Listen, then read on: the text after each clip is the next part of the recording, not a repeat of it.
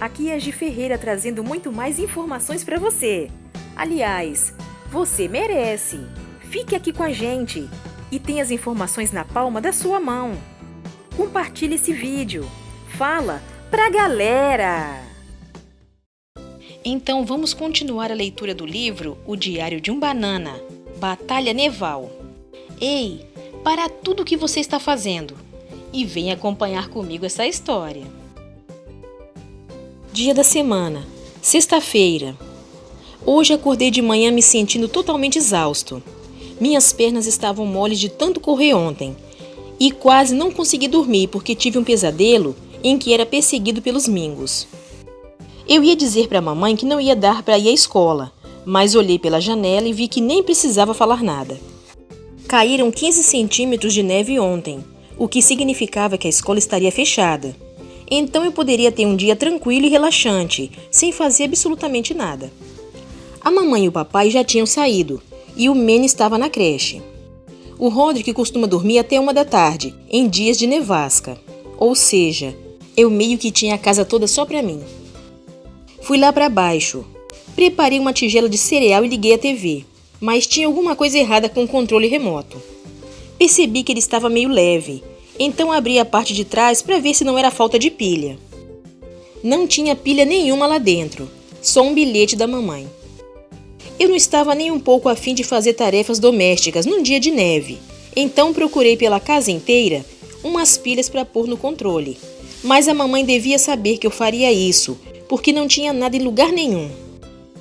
Não sei como a mamãe poderia saber que coloquei a louça na máquina, já que ela nem estava em casa. Mas depois de colocar o último prato e fechar a porta, encontrei uma coisa colada lá. Era mais um bilhete com uma pilha colada nele. Eu não sabia onde aquilo ia parar.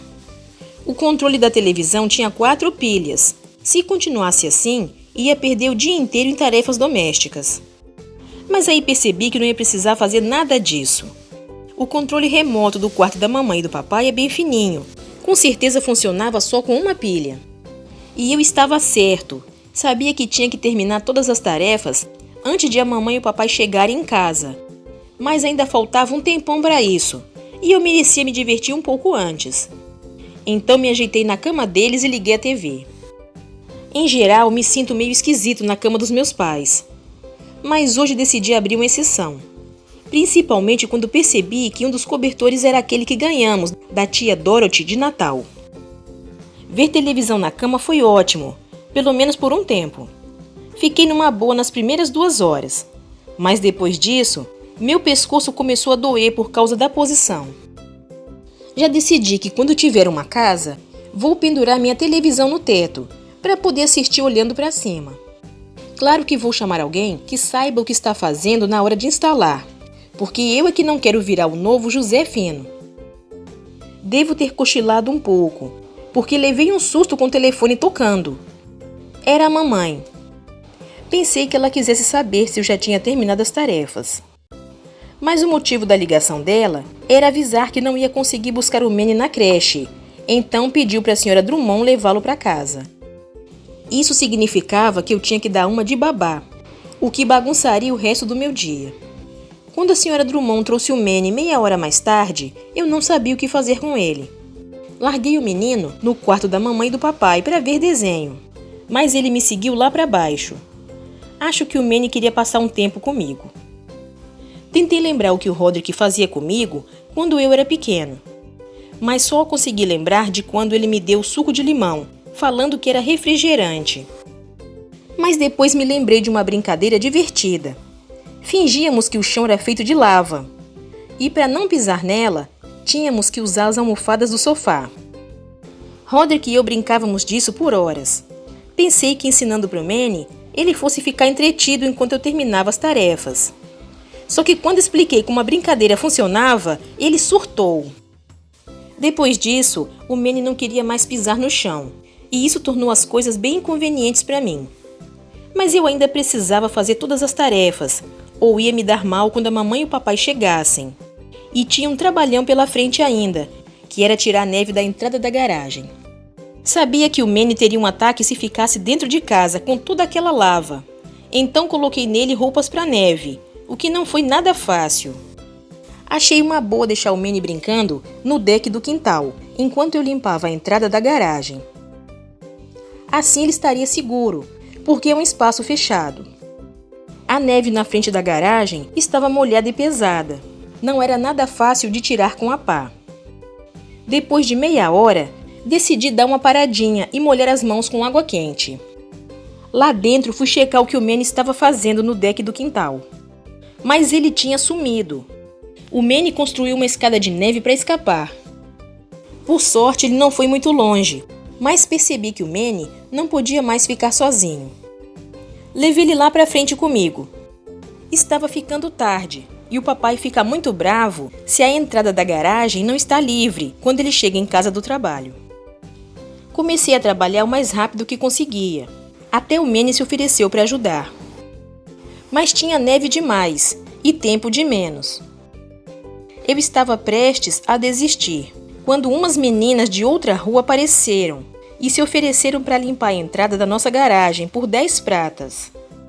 Elas eram bem pequenas e não pareciam capazes de se sair melhor que o Manny e eu, mas a gente precisava de toda a ajuda possível, então resolvi dar uma chance. Eu tinha 5 pratas no meu criado mudo e peguei o resto no cofrinho do Manny. Só depois de fechar o negócio foi que me liguei que aquelas garotinhas tinham um soprador de neve. Elas tiraram a neve todinha em 5 minutos.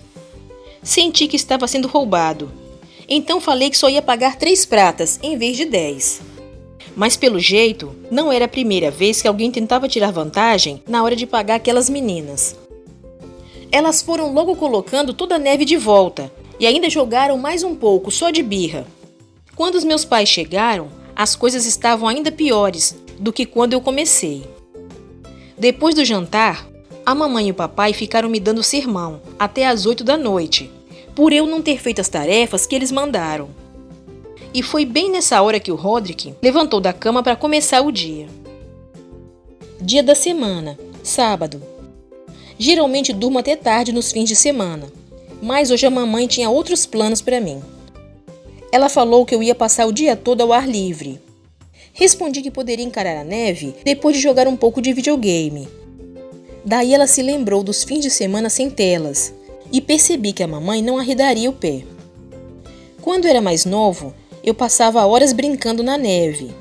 Mas hoje em dia, depois de 10 minutos, já sinto vontade de voltar para dentro. Os adultos falam como se brincar na neve fosse a coisa mais divertida do mundo. Só que a gente nunca vê nenhum deles rolando no gelo. Só me lembro de uma vez que o papai brincou com a gente na neve. A coisa toda acabou, assim que o Roderick jogou neve dentro da roupa dele. A mamãe sempre manda a gente brincar lá fora, para pegar alguma vitamina D, que ao que parece vem do sol. Falei para ela que recebo muita vitamina D do sol dos videogames, mas esse tipo de argumento nunca funciona com ela. Quando fui lá para fora hoje, o Manny já estava no jardim, fazendo seus bonecos de neve, ou o que quer que fossem aquelas coisas. Nós nunca terminamos de varrer o gramado no outono, então o Manny usou as folhas secas que não jogamos fora, para decorar seus amigos de neve. O Manny usou quase toda a neve do gramado, então não sobrou muita coisa para fazer lá fora. Decidi ir até a casa do Hawley, o que significava ter que passar pelo Fregley. Como sempre, ele estava no jardim da frente. Eu queria ir para a casa do Hawley, porque os pais dele instalaram um piso aquecido lá. Então, nos dias frios, tento passar o maior tempo possível ali. Mas a mamãe devia saber que eu iria para a casa do Hawley. Ela ligou para os pais dele, e o Hawley estava lá fora quando eu cheguei. Nós dois tínhamos que ficar ao ar livre, então achei melhor aproveitar de uma vez. Como já estávamos no alto da ladeira mesmo, sugeri darmos uns rolês de trenó. A escavadeira que limpa a neve costuma passar no fim da manhã. Daí só tínhamos algumas horas, antes de a rua ser liberada para os carros. Só que o cara que faz esse serviço está de férias.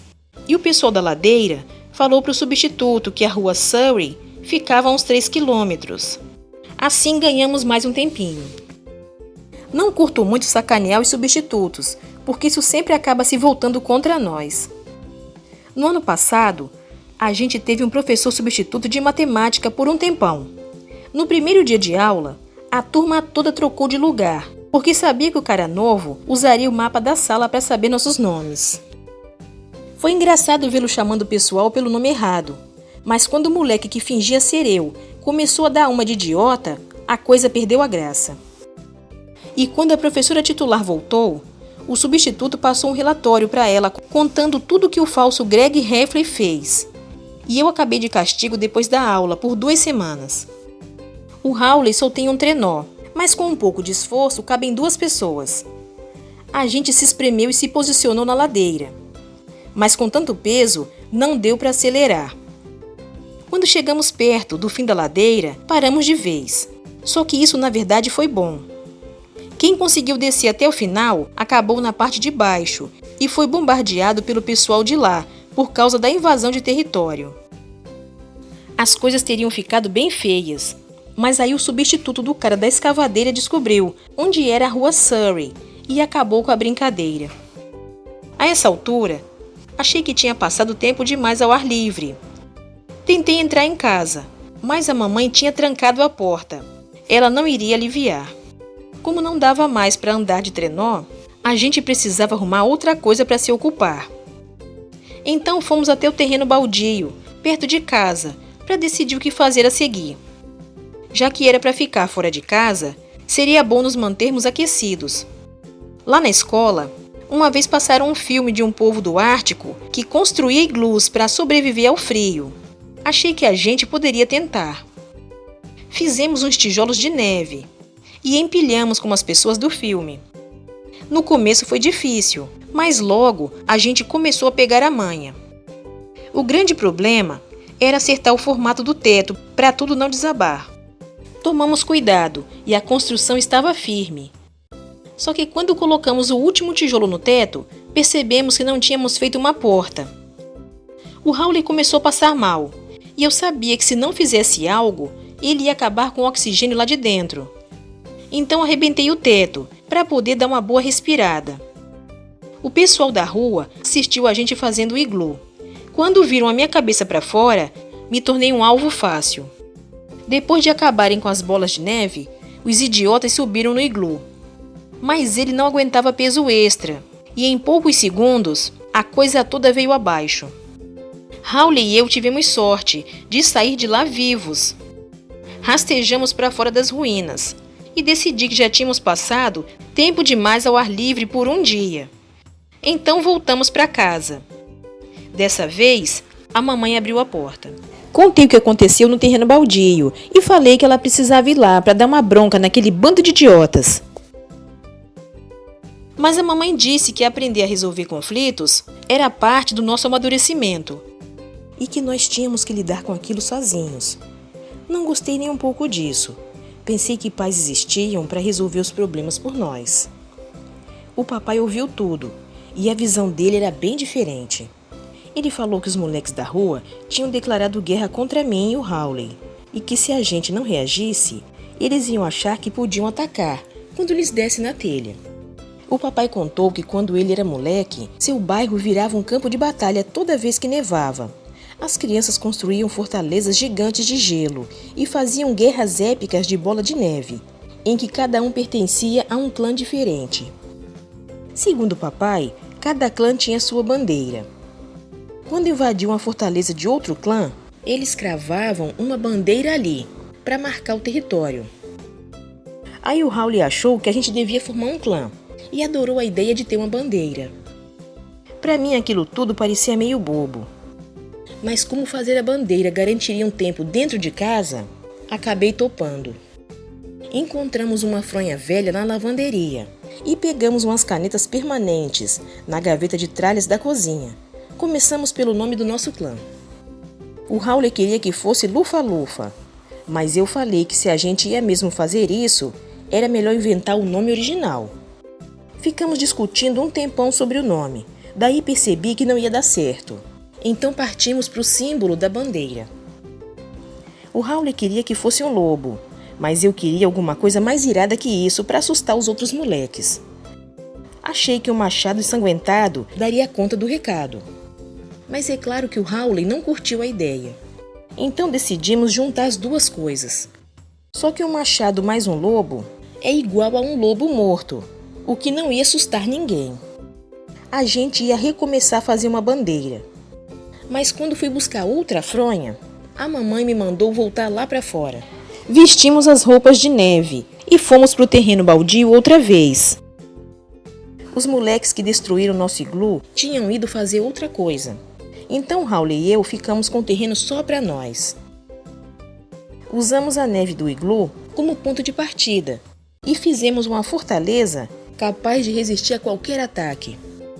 Depois que terminamos, cravamos nossa bandeira na muralha e esperamos. Achei que nossa fortaleza ia atrair alguma atenção, mas não imaginei quanto. Em poucos minutos, começou a aparecer gente de tudo quanto era lado. Ficamos em desvantagem total, quando a molecada correu para invadir nossa fortaleza e tivemos que abandonar o terreno. Quando voltamos para casa, contamos para o papai o que aconteceu. Descrevemos nossa fortaleza e ele falou que fizemos tudo errado. Ele disse que a gente precisava construir a fortaleza num lugar alto para poder ficar de olho nos inimigos. E depois ele deu uma longa aula sobre guerra entre castelos e o que as pessoas faziam para se defender naquela época. As coisas que a galera da antiga faziam eram brutais.